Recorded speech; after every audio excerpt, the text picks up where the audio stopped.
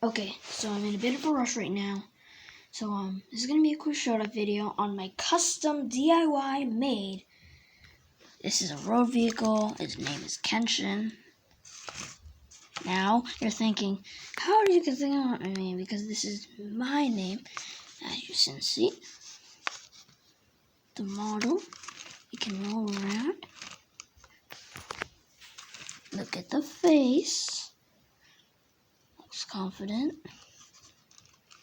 Has the name plates.